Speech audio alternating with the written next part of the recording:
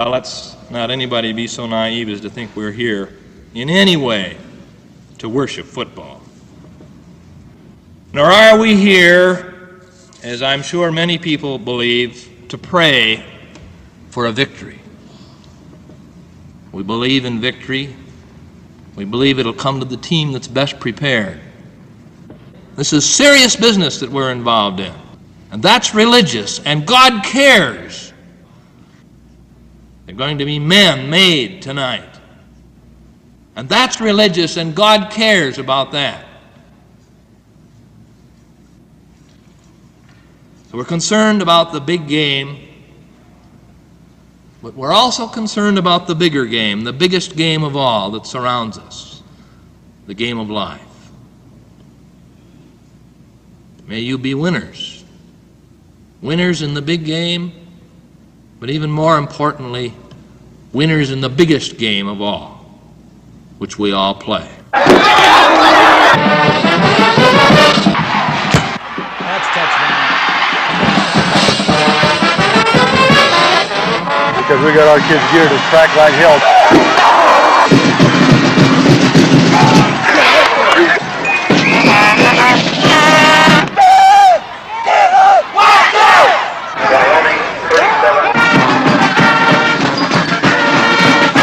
We're number one!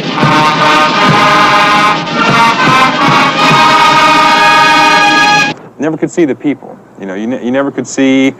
Occasionally you saw the houses when you were bombing around a village or bombing in a village. You know, you never heard the explosion. You never saw any blood or any screams. It was very clean. You're doing a job. You're an expert at what you do. I was a technician. Just as bad. I dropped CBUs, which can't destroy anything. It's meant for people. It's an anti-personnel weapon. We used to drop canister upon canister of these things with 200 tumbling little balls in there about this big around with something like 600 pellets in each ball that would blow out as soon as they hit the ground and shred people to pieces. They couldn't be gotten out in many cases. The people would suffer. They would live, but they would suffer, you know, then often they would die afterwards. And this would cause people to have to take care of them, you know. But I look at my children now, and I don't know what would happen if, what I would think about if someone napalmed.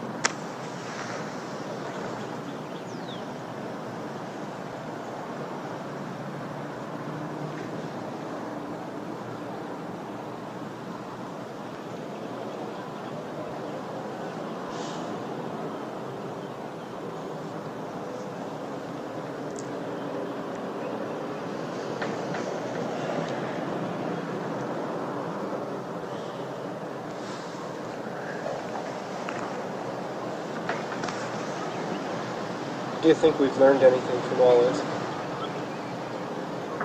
I think we're trying not to. I think I'm trying not to sometimes. I can't even cry easily from my my manhood image. I think Americans have tried, we've all tried very hard to escape what we've learned in Vietnam, to not come to the logical conclusions of what's happened there. You know, the military does the same thing, you know. They don't realize that people fighting for their own freedom are not going to be stopped by just changing your tactics, you know, and adding a little more sophisticated technology over here, improving the tactics we used last time, not making quite the same mistakes. You know, I think history operates a little different than that, and I think that those kind of forces are not going to be stopped. I think Americans have worked extremely hard not to see the criminality that their officials and their policymakers have exhibited. Many have died here. Though it's nothing like in the countryside, many more have died there. Nhà quê tiền đâu có mà trong cái này là của chính phủ cho. In the countryside, there are no coffins. There's no money to buy them. Mà bác nói không hiểu là How did all the children die? mới sinh mà chết tại sao? Chất độc, Poison. vì chất độc, Poison, you know. vì chất độc ông biết coi cứ máy bay này. These planes keep spouting and spraying the stuff, and so many people have died. Vì đâu kia nó chết. It seems to destroy their intestines. With this spraying and bombing, so many have died. Mới chừng này cái thấy lỗ bông. Each day, right on time, the bomb craters appear. Một ngày thả mấy trăm tấn mà anh biết là vậy chết bao nhiêu người Việt Nam. Hundreds of tons are dropped each day.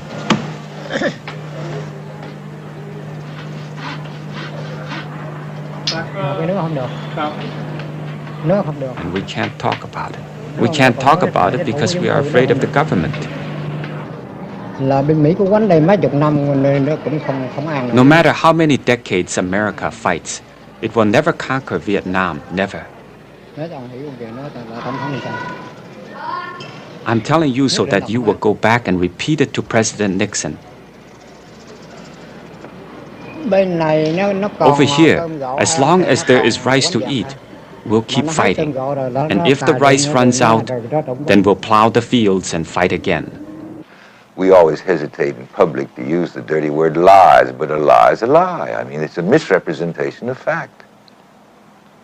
And it's supposed to be a criminal act if it's done under oath. Mr. Johnson didn't say it under oath. He just said it. We don't usually have the president under oath. There are those who ask why this responsibility should be ours. The answer, I think, is simple. There's no one else who can do the job. Truman lied from 1950 on the nature and purposes of the French involvement, the colonial reconquest of Vietnam that we were financing and encouraging. Eisenhower lied about the reasons for and the nature of our involvement with Diem, and the fact that he was in power essentially because of American support and American money and for no other reason. Kennedy lied about the type of involvement we were doing there, our own combat involvement, and about the recommendations that were being made to him for greater involvement.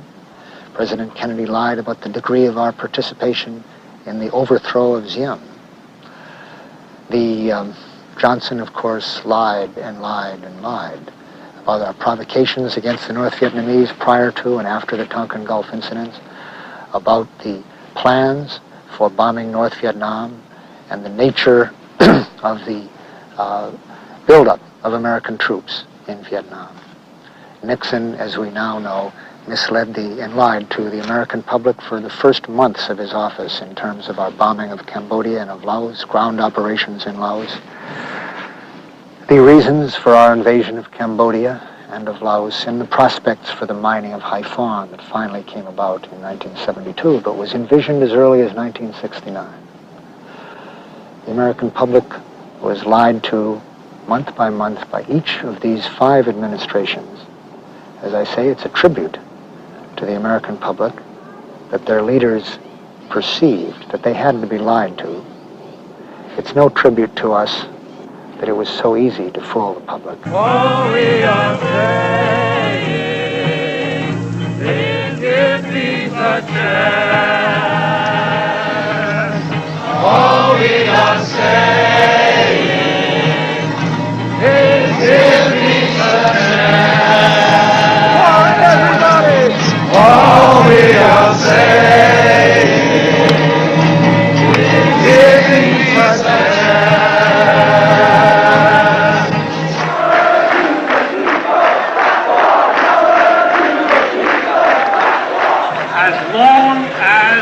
American president is commander-in-chief of the biggest war machine in human history, with bases on every continent. We are going to get into trouble. Our enemy is the growing militarization of American life. Our enemy is American imperialism. And there is an awakening. You know, you let us all go off to war and said, yay, team, you know, fighting Vietnam and all this kind of shit in 1965 through 1968. Now 1968 comes along and boo, team, come on home and all this shit, you know, and don't say nothing about it because we don't want to hear about it because, you know, it's upsetting around dinner time, you know. Well, goddamn, it upset me, you know, for a whole goddamn year. It upset a lot of people to the point where they're fucking dead, you know, and all this shit. Now, you don't want to hear about it. I'll tell you about it every day. Make you sit down and puke on your dinner, you dig?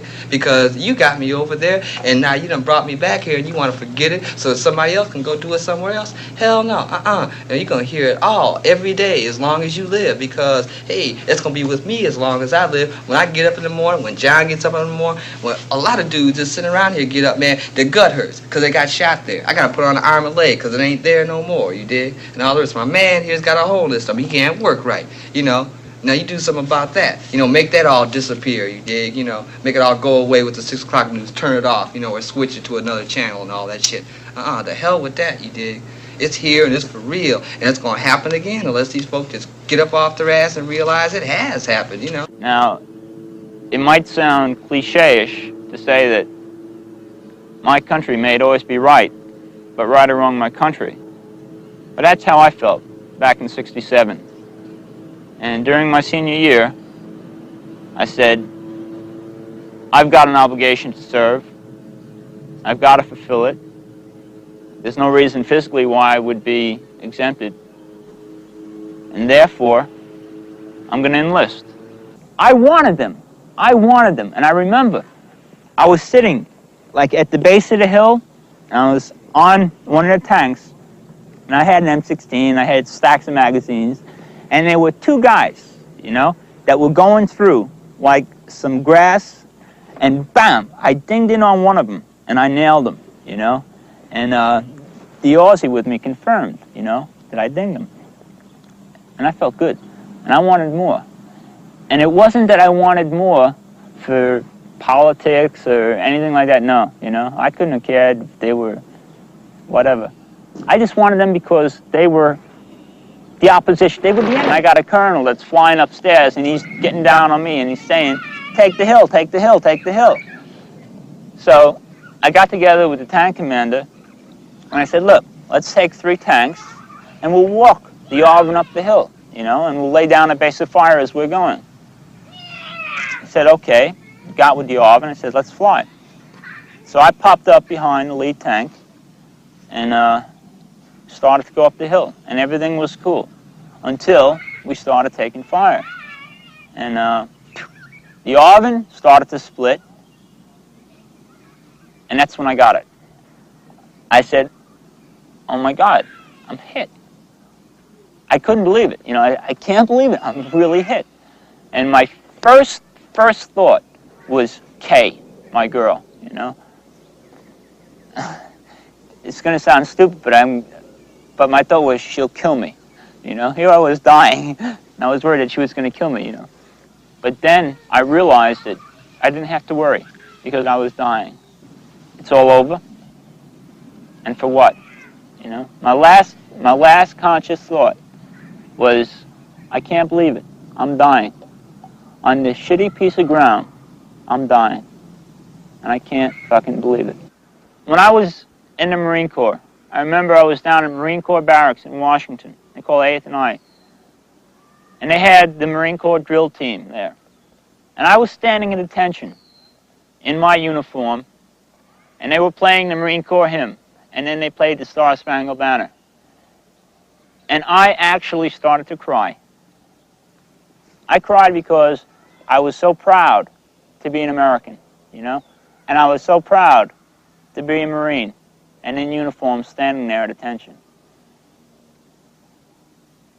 That represented so much to me in the way of life, and that's gone, you know? And that hurt. That hurts. That's what I'm bitter about.